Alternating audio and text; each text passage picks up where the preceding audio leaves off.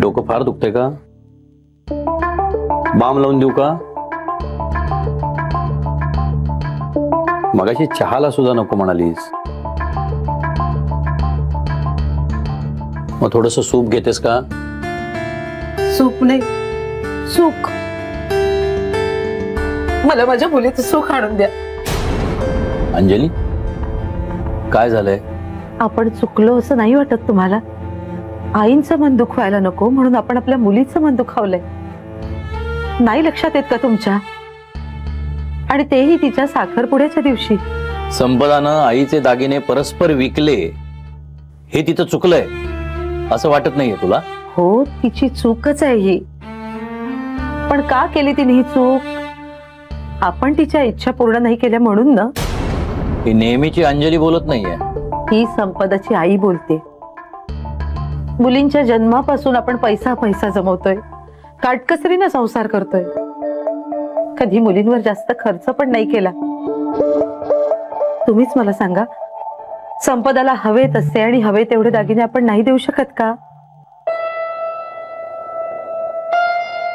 देऊ शकतोय. तेवढा पैसा आहे आपल्या गाठीशी. आपण देऊ शकतो का नाही हा मुद्दाच नाहीये अंजली. आपण खूप विचार करून काही गोष्टींचं प्लॅनिंग केलंय. चारी मुलींची शिक्षण, त्यांची लग्न, त्यानंतरचं आपलं जगणं, या सगळ्याचं. मला अजिबात ऐकायचं नाही तुमचे हिशोब. ऐकावे लागतील, कारण नुसते हिशोब नाहीयेत, हे या घरचे संस्कार आहेत. हो, आपल्या मुलीच्या इच्छेपेक्षा तुम्हाला घरचे संस्कार महत्वाचे वाटतायत? या घरच्या संस्कारात बसत नाही अशी इच्छा होतेच कशी आपल्या मुलीला? आणि का? आणि तिच्या चुकीच्या हट्टांना तू पाठिंबा देतेस अंजली? भर समारंभात जेव्हा आपली मुलगी आपल्याला झिडकारते ना, एकदा नाही 10 वेळा जेव्हा ती आपल्या आईकडे दुर्लक्ष करते ना, तेव्हा काय वाटतं ना आईला, ते तुम्हाला नाही समजणार. त्यासाठी आईच व्हावं लागतं. आईच्या प्रेमालाच हे समजू शकतं. तू चुकीचा विचार करतेस अंजली. मुलांवर प्रेम करणं आणि मुलांचे लाड करणं या दोन्ही गोष्टी वेगळ्या आहेत.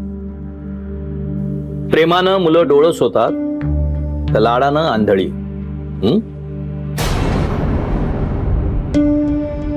पहिली मुलगी म्हणून आईपासून सगळ्यांनी या संपदाचे लाड केले, लाडावून ठेवलं तिला. आणि आता तू तिच्यासाठी, तिच्या हट्टांसाठी माझ्याशी भांडतीस. मी तिच्या हट्टासाठी नाही, तिच्या हक्कासाठी भांडते. तिला जे हवंय ते आपण देऊ शकतोय हे मला माहिती आहे. तसं नसतं ना तर मीच तिला गप्प बसवलं असतं. रुपया आणि नारळ देऊन तिची पाठवणी केली असती. पण तसं नाहीये. आपण करू शकतोय पण करत नाही आहोत. हट्ट ती नाही, तुम्ही करताय.